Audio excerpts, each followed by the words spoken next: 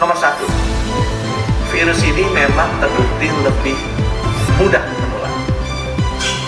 Nomor dua, virus ini, mutasi ini tidak terbukti lebih parah atau lebih fatal.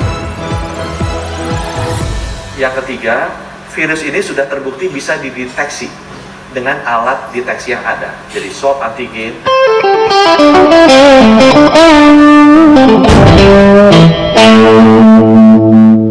Assalamualaikum warahmatullahi wabarakatuh. Waalaikumsalam warahmatullahi wabarakatuh. Sobat Kicau Jelata, ketemu lagi kita di channel yang penuh inspirasi, imajinasi, dan informasi ini. Kita hari ini di pekan terakhir tahun 2020 ya. Beberapa hari lagi kita akan memasuki tahun baru, tahun 2021. Tentu saja dengan seperti tahun-tahun yang lalu, kita memasuki tahun 2020 juga dengan penuh harapan bahwa tahun yang baru nanti akan menjadi tahun yang lebih baik lagi. Nah, sekarang kita sudah di penghujung tahun. Waktu kita memasuki tahun 2020 dengan pengharapan, ternyata di tengah perjalanan baru beberapa bulan saja kita sudah dihadapkan dengan kondisi pandemi ya Bang ya? Ya. Pandemi COVID-19 yang berawal dari Wuhan, China ya. Jadi di bulan Februari Maret itu sudah mulai, sehingga kita memasuki masa yang disebut dengan lockdown ataupun hanya PSBB ya, pembatasan sosial berskala besar. Kemudian kita juga dibatasi gerakannya dan sebagainya. Tapi yang paling parah adalah ekonomi langsung stuck ya, karena dari tahun-tahun sebelumnya memang sudah kelihatan bahwa ekonomi kita sudah mulai slow down. Masuk lagi ke pandemi ini, ekonomi makin stuck. Telah banyak terjadi PHK dan teman-teman kita sebagian besar sudah tidak bisa lagi untuk bekerja ya, berkarya, dan kita juga lebih banyak di rumah. Iya. Dan implikasinya ke sektor bisnis lainnya ya kan? Bisnis lainnya, perhotelan, perdagangan, ya kan? Ya. Jadi bersyukurlah dan beruntunglah teman-teman yang masih mendapat gaji dari kantornya, walaupun kerjanya dibatasi separuh waktu atau seperti apa ya. Nah, kita coba lihat Bang satu persatu dulu perkembangan terakhir mengenai pandemi ini ya. Kita lihat bahwa sampai dengan hari ini kita juga belum tahu apakah pandemi ini sudah di puncak kurvanya yang mulai turun atau belum ya. Karena kita tahu di tengah-tengah tahun kemarin puncaknya tahu melejit, sehingga pemerintah Provinsi DKI juga tiba-tiba menarik rem darurat katanya ya. Nah, kemudian kemarin juga sudah mau mengancang-ancang lagi untuk menarik rem darurat lagi PSBB, atau PSBB yang diperketat gitu kan. Nah, ini bagaimana Bang untuk mengenai puncak dari pandemi ini, COVID-19 ini, apakah sudah ada prediksi dari ahli atau apa nih? Nah, itu dia. Kita masih seperti orang-orang yang nyasar di dalam satu terowongan. Karena ya sama, tidak ada ahli yang bisa memprediksi apakah ini udah puncak atau belum gitu ya.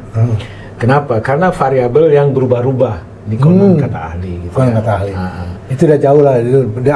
Mungkin itu kita serahkan ke ahlinya aja lah. Cuma kita lihat di berita-berita bahwa di negara lain mungkin udah sampai ke tahap 1 selesai, tahap 2, tahap 3 ya. Kemudian yang muncul lagi adalah bahwa sudah ada varian atau strain baru dari virus COVID-19 ini kan. Yang sulit juga kita jelaskan secara saintifik secara umum, karena itu lebih banyak ke saintifik. Seperti penjelasan Menteri Kesehatan yang baru ya Bang. Betul. Bahwa ini sebaiknya kita serahkan saja pada ahlinya. Kita terima sajalah penjelasan, karena memang mereka yang lebih tahu, karena sangat-sangat saintifik mengenai varian baru ini.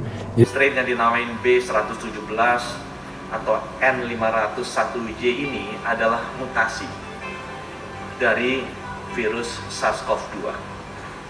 Mutasinya terjadi di mana? Mutasinya terjadi di salah satu komponen protein yang namanya spike protein, yang memang merupakan salah satu komponen protein utama dari virus ini.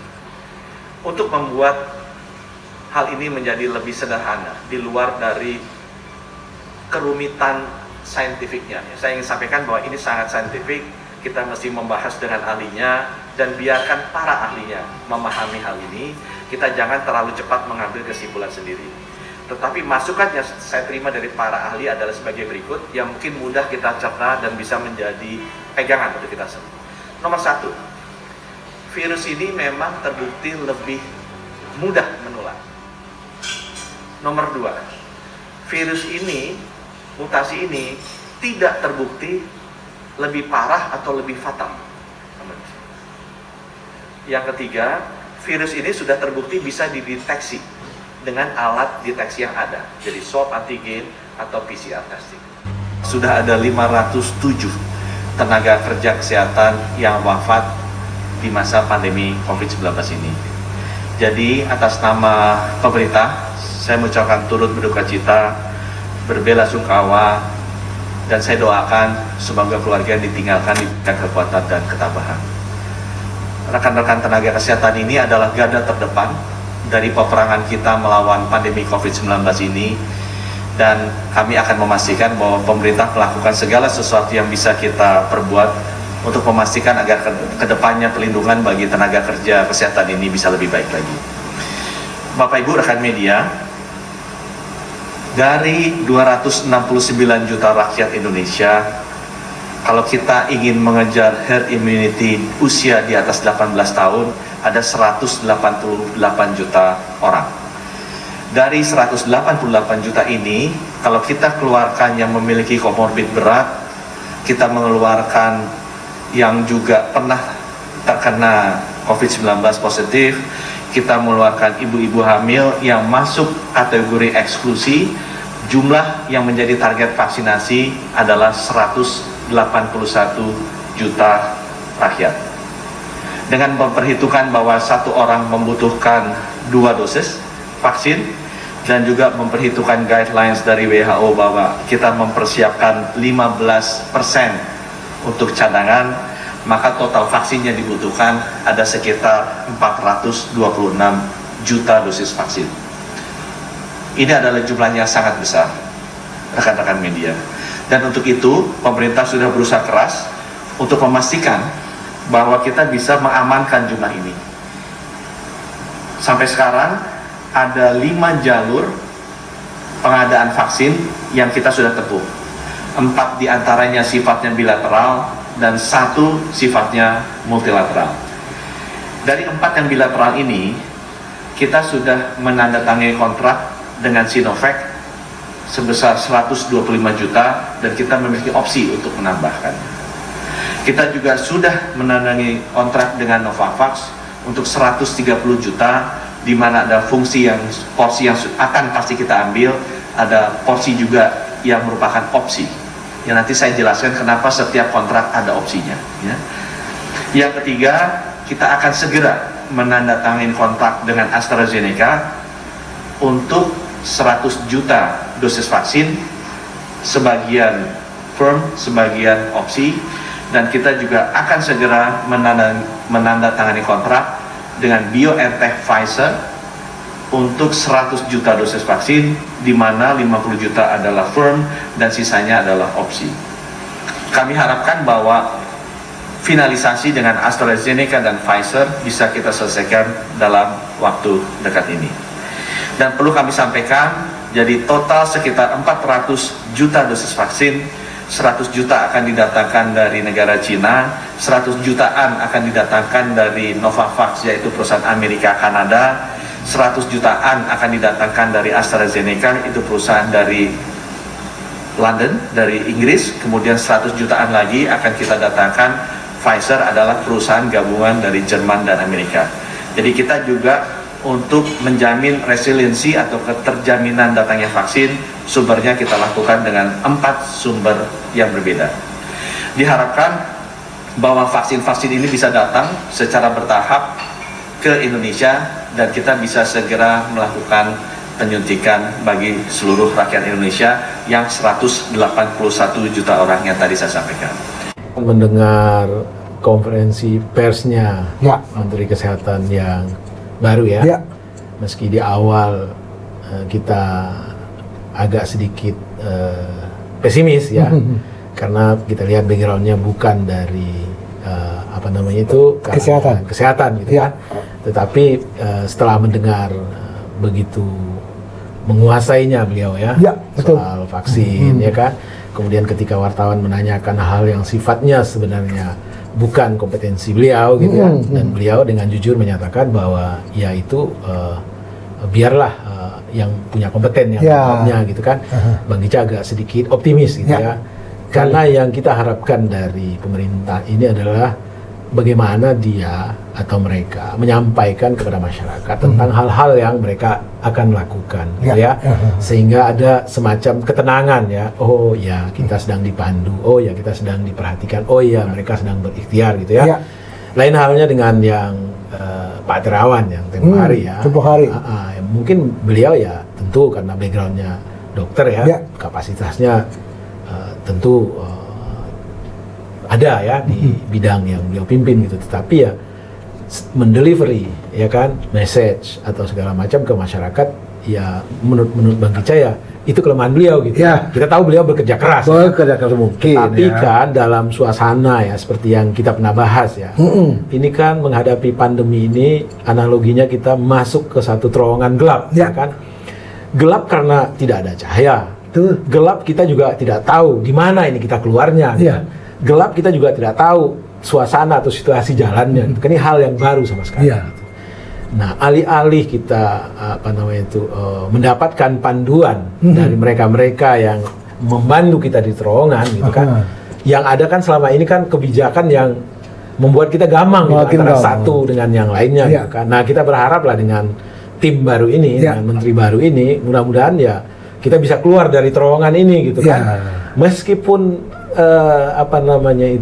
tidak jelas kapan keluarnya, setidak-tidaknya beliau bisa memandu ya, memberi ketenangan ya, dengan narasi-narasi yang menunjukkan bahwa beliau punya program. Beliau punya rencana ya. Dan yang paling menyenangkan gitu kan. Sebenarnya kan sampai saat ini kalau kita baca dari rilis-rilis segala macam kan tidak ada obat ya untuk COVID-19 ini. Yang ada adalah bagaimana memaintain daya tahan tubuh supaya kuat, antibodi supaya terbentuk gitu ya. Satu-satunya yang bisa mengendalikan COVID-19 ini adalah kita berharap dari yang namanya vaksin ya. Nah, dari penjelasan yang tadi dipaparkan oleh Menkes kita ya sedikit optimis lah kita bahwa akan diadakan ya lebih kurang 300 juta ya 400 juta vaksin dengan catatan 2 kali ya untuk yang 70% ya 2 kali pemberian, dan itu tidak hanya dari Sinovac kan itu dari berbagai sumber dan segala macam. Artinya ada action, ada rencana ya kan, dan karena harapan kita untuk kembali normal adalah vaksin, ya mari kita sambut dengan sukacita gitu kan. Dan mudah-mudahan ini benar-benar bukan sekedar ngomong, it's happen gitu kan, in the near future ya kan. Dan beliau bilang Januari ya. Januari Jadi gitu. Mungkin kita coba sedikit mereview aja ya yang disampaikan oleh Menteri Kesehatan yang baru ini, Budi Gunadisadikin ya. Beliau memberikan keterangan pers yang cukup rinci, cukup cool dan menguasai ya. Tapi begitu menyangkut hal-hal yang sangat teknis, sangat saintifik dan teknis, beliau mengembalikan ke BPOM. Tapi ada hal-hal yang sangat teknis yang bisa disederhanakan oleh beliau. Dia hanya menyampaikan kepada kita untuk masyarakat tahu bahwa strain baru dari virus COVID-19 memang ada. Jadi kita berharap banyaklah dari Menteri Kesehatan yang baru ini bahwa semua dirinci. Kemudian kapan mulai dilakukan vaksin? Beliau sudah menjelaskan bahwa bulan Januari bulan Januari dan seterusnya akan dilakukan vaksin, dan tahapan pertama yang akan divaksin adalah tenaga kesehatan. Dan yang paling berkesan Bang Gica itu soal yang sebenarnya udah lama Bang Gica rindukan gitu ya. Adanya pernyataan yang sangat simpatik ya, begitu berempatinya beliau terhadap nakes ya. Tenaga kesehatan kita yang ujung tombak 500 orang meninggal ya. 507 orang meninggal. Dan itu spesifik beliau menyatakan bahwa beliau prihatin ya kan, beliau ikut bersedih ya kan, segala macam. Nah, ini sebenarnya yang kita harapkan ya, pernyataan-pernyataan yang memang di sebuah negara yang beradab gitu ya, layak gitu dinyatakan secara verbal gitu ya.